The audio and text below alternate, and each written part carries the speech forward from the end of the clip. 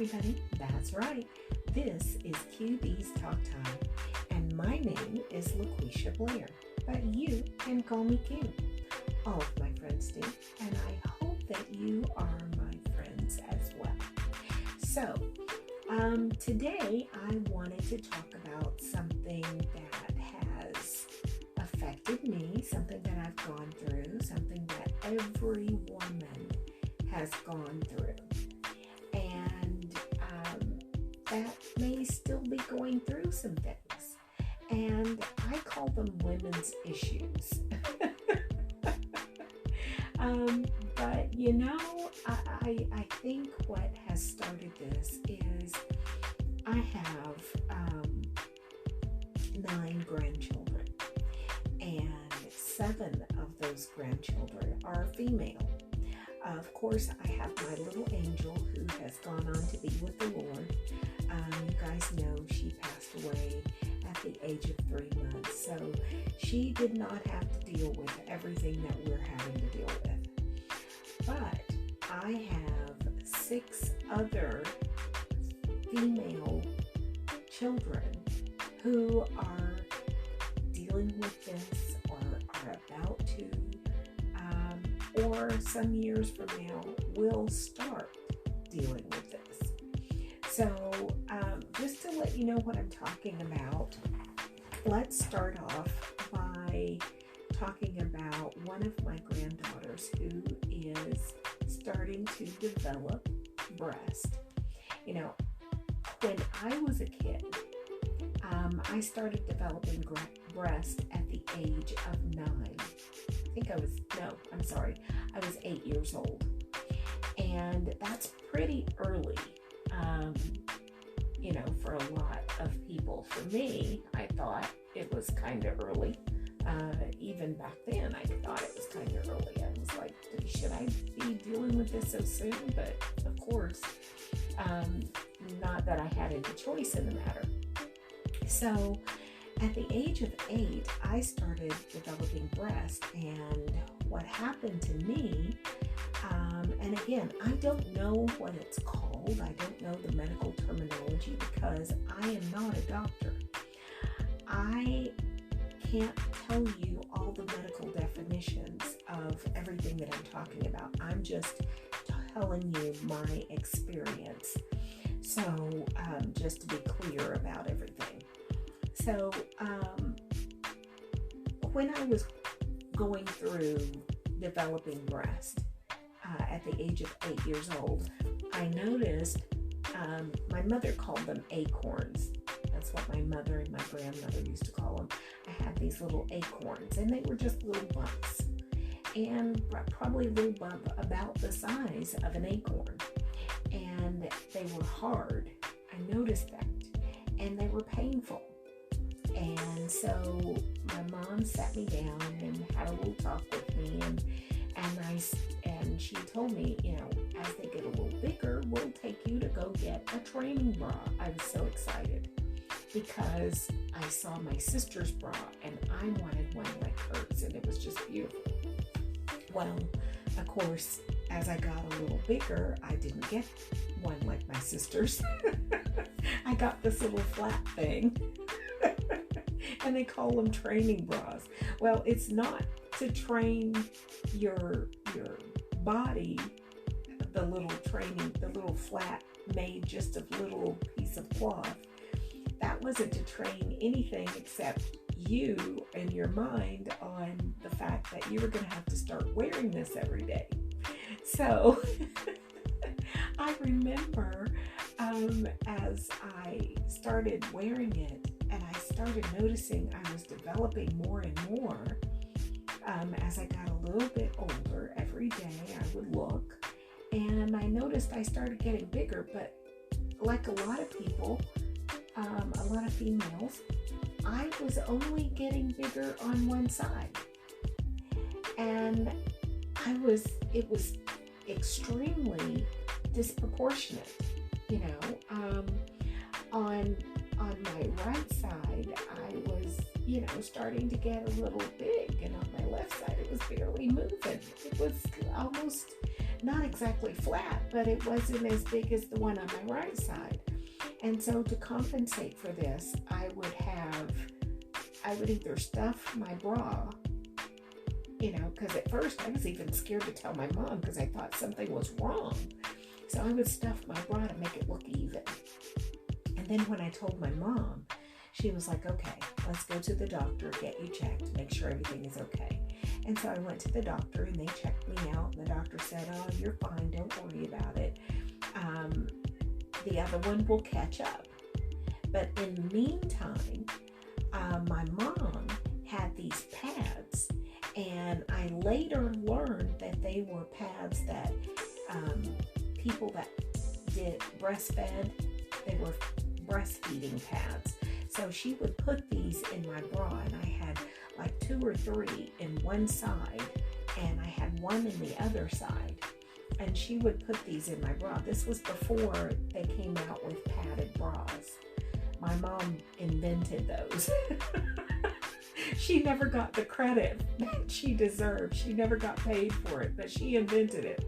So she padded my bra with these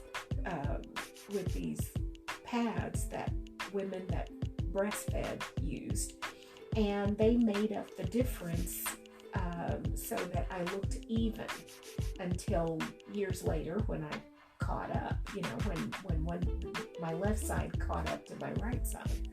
But going through that, it was quite traumatizing because I didn't know what was happening, and my mom was one of those mothers who, she didn't talk a whole lot.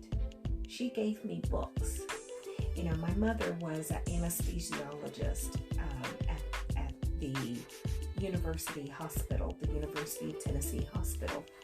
And anytime I had a question about something that was going on medically with my body, or even if she had a question that she couldn't figure out to give me the answer to or tell me about, she would ask one of the doctors that she worked with, because she started out working in labor and delivery as an anesthesia tech, and then she went to the surgery ward and worked in the surgery ward.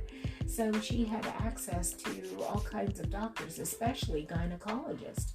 And anytime I had a question, she would get a book. And so I read all these books growing up, so I knew what to expect and what was going on. So as I developed, I learned that, one side may get a little bigger than the other side, but eventually they would kind of even out, and that's what happened.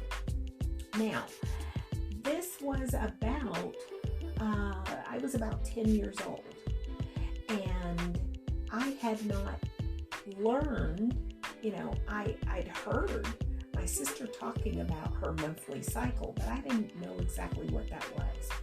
And when I was 10 years old, I went away to camp, and while I was at camp, about 3 days into camp, I was in the playroom playing with some other friends, and we were playing this game. It was like these beads. You take this handful of beads and you just put them in little cups, and you try to get all your beads gone before the other person gets all their beads gone. I don't know what the name of the game is. I actually have one, but I don't know the name of it. But anyway, we played that game. So I just was sitting there not feeling any kind of way, one way or the other, until I got up. And when I got up, I felt water, or at least that's what I thought it was. I thought it was water pouring down my leg, but it wasn't.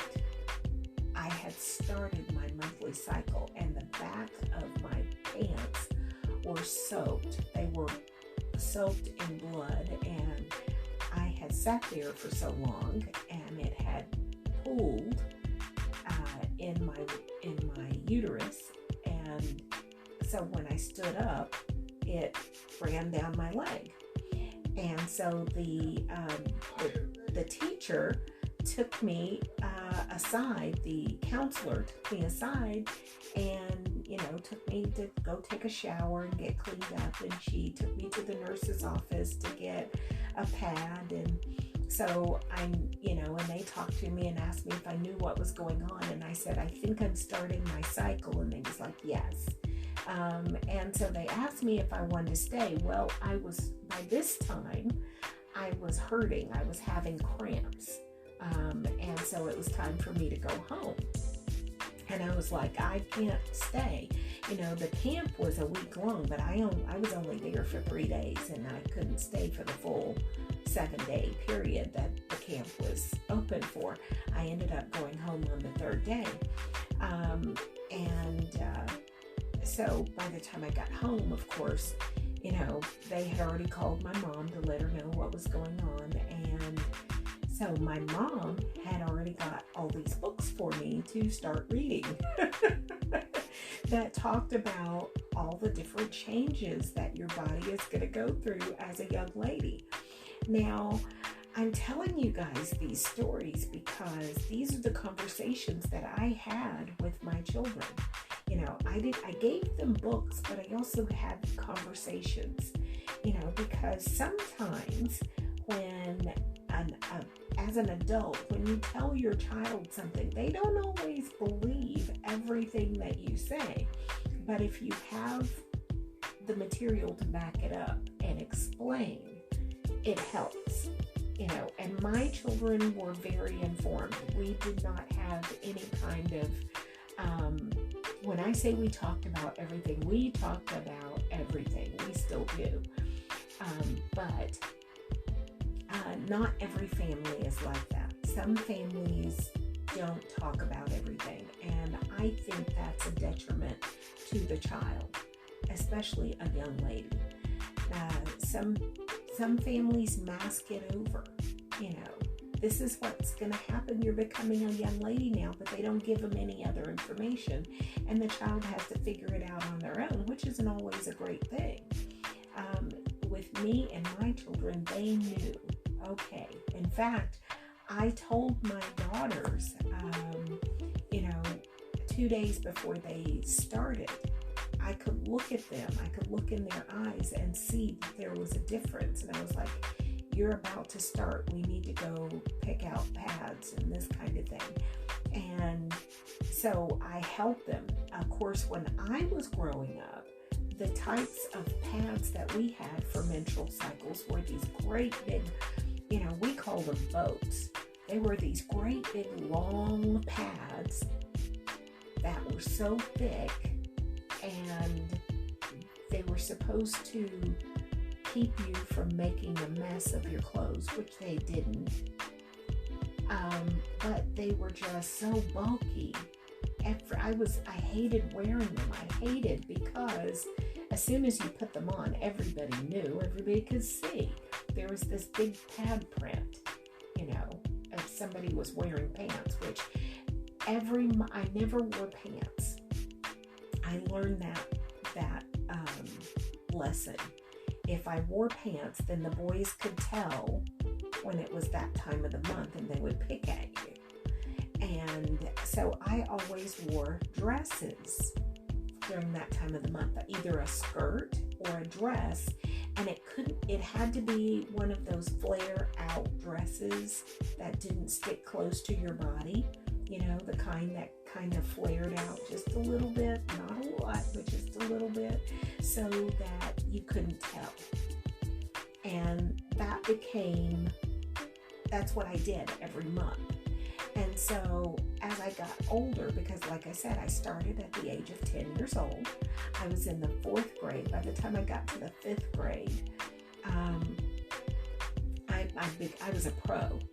And I found that I was the youngest one in my class that started. Everybody else was much older. I was the first one in my class that started. Everybody else was much older. Same thing with developing. I was the first one in my class that started developing. And it was really hard as a young lady when you start to go through these issues of developing your breast, and